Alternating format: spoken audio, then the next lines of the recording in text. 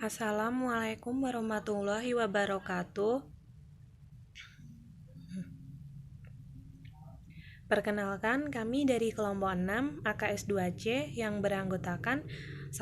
Rizky Arianto, 2. Saya sendiri Diah Dwi Maharani, 3. Dwi Kurniasih, 4.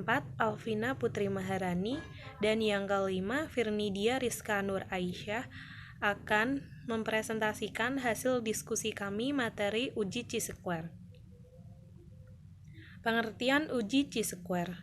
Uji Chi-square disebut juga dengan chi-kuadrat.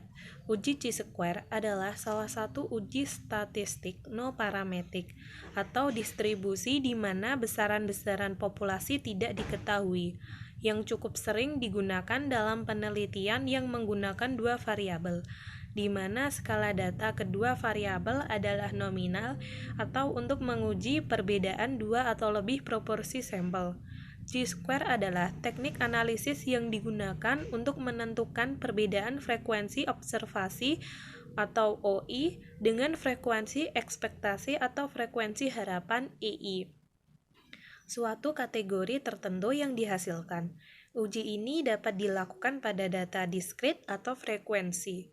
Pengertian Chi-square atau Chi-kuadrat lainnya adalah sebuah uji hipotesis tentang perbandingan antara frekuensi observasi dengan frekuensi harapan yang didasarkan oleh hipotesis tertentu pada setiap kasus atau data yang diambil untuk diamati. Syarat model uji Chi-square. Uji Chi-square merupakan uji non-parametris yang paling banyak digunakan. Namun perlu diketahui syarat-syarat uji ini adalah frekuensi responden atau sampel yang digunakan besar. Sebab ada beberapa syarat di mana Chi-square dapat digunakan, yaitu 1. Tidak ada sel dengan nilai frekuensi kenyataan atau disebut juga actual count F0 sebesar 0. 2. Apabila bentuk tabel kontingensi 2x2, maka tidak boleh ada satu sel saja yang memiliki frekuensi harapan atau disebut juga expected count, FH, kurang dari 5. Yang terakhir, yang ketiga, apabila bentuk tabel lebih dari 2x2, misal 2x3, maka jumlah sel dengan frekuensi harapan yang kurang dari 5 tidak boleh lebih dari 20%. Yang selanjutnya adalah kegunaan Chi-square. Ada berbagai macam banyak kegunaan metode Chi-square ini. Di antaranya yang pertama, bisa menentukan ada tidaknya asosiasi antara dua variabel. Yang kedua, dapat mengetahui apakah suatu kelompok itu homogen atau tidak. Yang ketiga, uji kenormalan data dengan melihat data distribusi.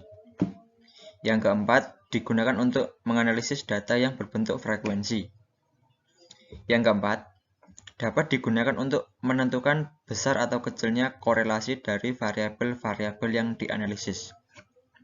Yang keenam, cocok untuk data kategorik, data diskrit, atau data nominal.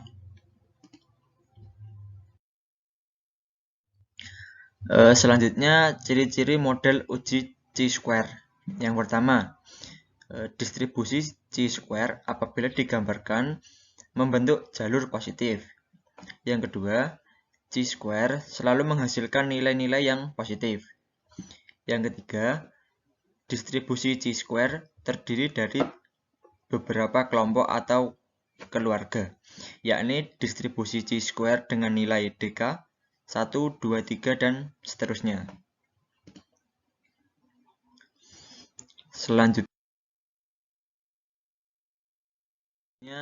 syarat yang perlu dipahami sebelum melakukan uji Chi-square adalah sampel yang digunakan harus sesuai berukuran besar dan memenuhi ketentuan berikut.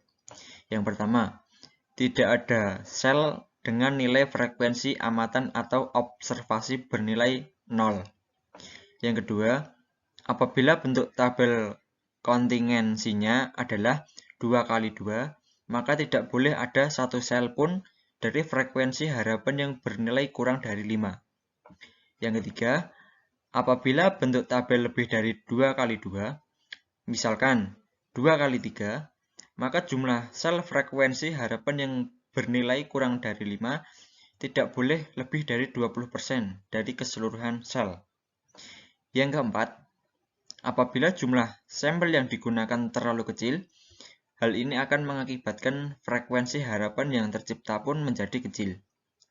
Padahal dalam uji Pearson chi-square disyaratkan bahwa frekuensi diharapkan yang tercipta harus minimal 5 atau lebih.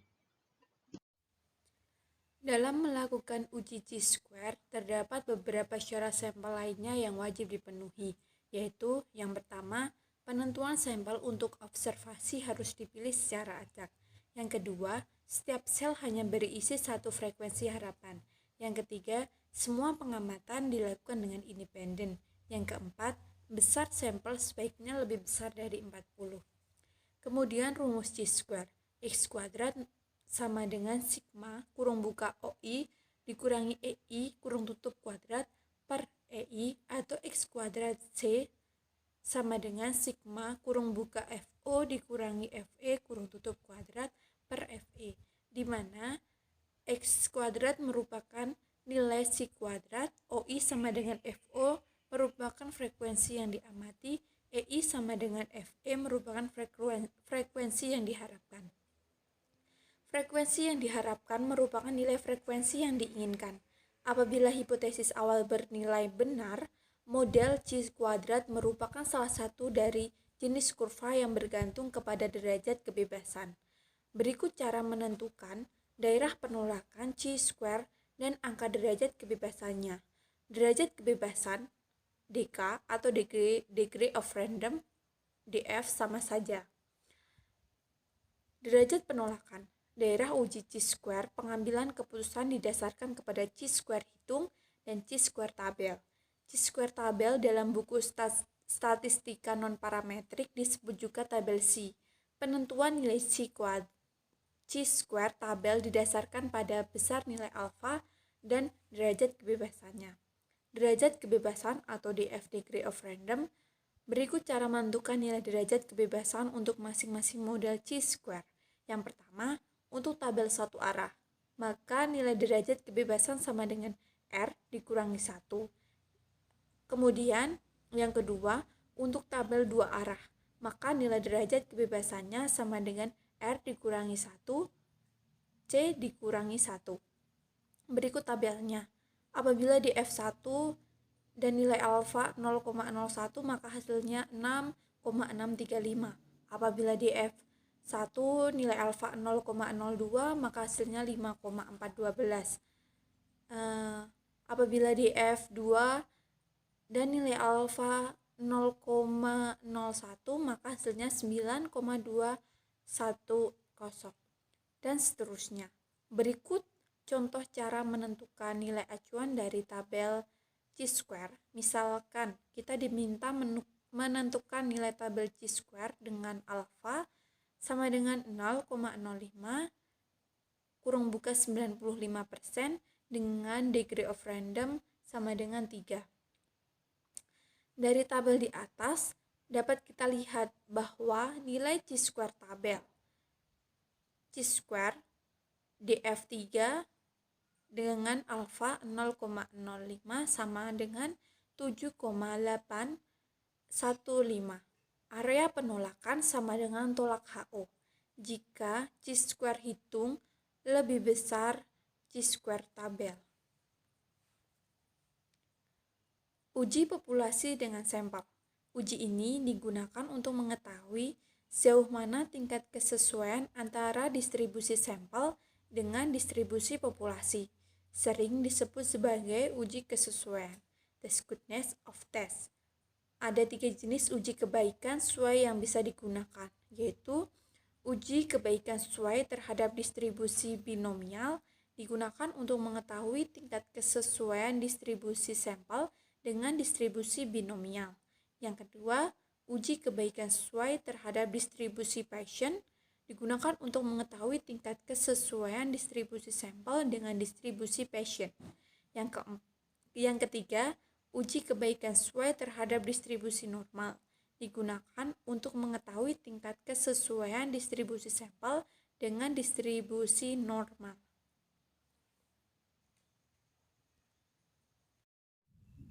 Uji populasi dengan sampel. Pada ketiga aplikasi tersebut, tahapan uji E kuadrat adalah sebagai berikut. A. Rumusan hipotesis yang akan diuji H0 dan H1. B. Tetapan taraf signifikansi alfa dan derajat kebebasan V untuk mendapatkan nilai kritis E kuadrat A, di mana 1. V sama dengan K dikurang 1 jika frekuensi yang diharapkan dapat dihitung tanpa harus menduga parameter populasi dengan statistik sampel. 2. V sama dengan K dikurang 1 dikurang M jika frekuensi yang diharapkan dapat dihitung hanya dengan menduga parameter populasi banyak M kali dengan statistik sampel. C. Hitung statistik uji E kuadrat H sama dengan buka kurung X ditambah A tutup kurung pangkat N sama dengan sigma K I sama dengan 1 buka kurung theta dikurang EI tutup kurung kuadrat per EI. Per di sini adalah pembagian. D. Kesimpulan, tolak atau terima H0. Tolak H0 bila E kuadrat H lebih besar dari E kuadrat A, dan terima H0 bila E kuadrat H kurang dari sama dengan E kuadrat A. Contoh soal dengan satu sampel. Pemerintah Kabupaten Karanganyar akan melakukan pembagian bantuan gerobak untuk UMKM kepada 4 kelurahan, yaitu Kelurahan Karanganyar, Tegalgede, Taudan, dan Gedungan. Jumlah gerobak bantuan yang akan dibagikan berbeda-beda untuk setiap wilayah. Untuk membuktikan apakah pembagian tersebut merata kepada setiap wilayah, digunakan 50 sampel yang tersebar di 4 kelurahan. Karanganyar jumlahnya 7, Tegalgede 9, Taudan 10, dan Gedungan 14. Dengan menggunakan tingkat signifikansi 5%, lakukan pengujian apakah bantuan gerobak yang diberikan merata kepada seluruh kelurahan atau tidak. Jumlah gerobak bantuan yang diberikan kepada kelurahan. Karanganyar frekuensi observasinya 7, Tegalgede 9, Taudan 10, Gedungan 14. Frekuensi harapan sama-sama 10. Yang pertama, tentukan H0 dan HI. H0, P1 tidak sama dengan P2, P2 tidak sama dengan P3. H1, P1 tidak sama dengan P2, dan P2 tidak sama dengan P3. Yang kedua, tentukan tingkat signifikansi. Alfa sama dengan 0,05. Yang ketiga, tentukan kriteria pengujian. E kuadrat dengan tabel kebebasan alfa sama dengan 0,05, df K dikurang 1, df sama dengan 4 dikurang 1 sama dengan 3, df sama dengan 3. Chi-square tabel adalah sebagai berikut. E kuadrat 0,05 dengan df3 sama dengan 7,815. Kriteria penolakan: gagal menolak H0 jika Chi-square hitung kurang dari Chi-square tabel atau p-value lebih besar dari alfa. Berhasil menolak H0 jika Chi-square hitung lebih besar dari Chi-square tabel atau p-value kurang dari alfa.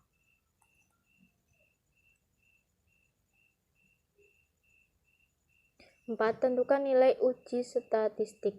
E kuadrat sama dengan sigma OI dikurang EI kuadrat per EI, di mana OI adalah frekuensi observasi dan EI adalah frekuensi harapan. 7, 9, 10, 14 adalah frekuensi observasi, 10, 10, 10, 10, 10, 10, 10, 10 adalah frekuensi harapan, dan ketemu X kuadrat sama dengan 2,6. Berdasarkan hasil pengujian, maka didapatkan bahwa E kuadrat hitung kurang dari E kuadrat 0,05, artinya kita gagal menolak hipotesis 0. Bisa disimpulkan bahwa dengan tingkat keyakinan 95%, bantuan gerobak yang diberikan oleh pemerintah Kabupaten Karanganyar kepada setiap kelurahan memiliki jumlah yang merata. Contoh soal dengan 2 sampel. Seorang peneliti ingin mengetahui kecenderungan gender terhadap partisipasi dalam pilkada. Berdasarkan 120 total sampel didapatkan hasil sebagai berikut. Sebanyak 37 laki-laki berpartisipasi dalam pilkada dan 20 laki-laki tidak berpartisipasi dalam pilkada. Sebanyak 32 perempuan berpartisipasi dalam pilkada dan 31 perempuan tidak berpartisipasi dalam pilkada.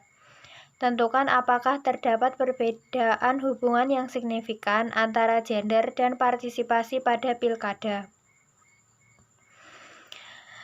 Jawab. Tentukan hipotesis H0 dan hipotesis alternatif.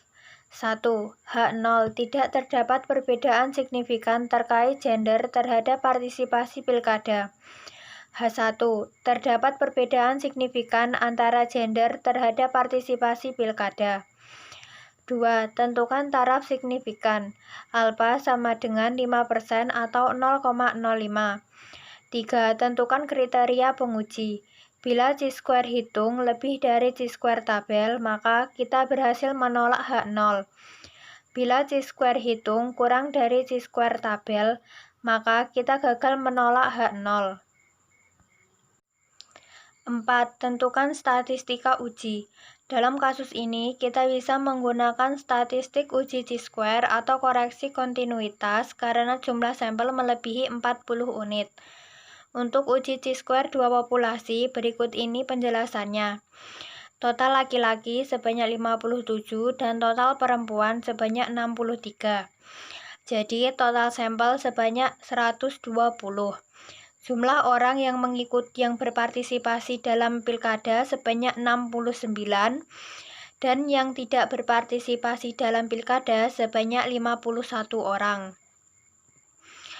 Frekuensi harapan E11 32,775, E12 24,225, E21 36,225, E22 26,775. Frekuensi perhitungan frekuensi harapan. E11 57 dikali 69 dibagi 120 sama dengan 32,775. E12 57 dikali 51 dibagi 120 sama dengan 24,225. E21 63 dikali 69 dibagi 120 sama dengan 36,225. E12 51 dikali 63 dibagi 120 sama dengan 26,775. Jadi nilai chi-square hitung adalah 2,44.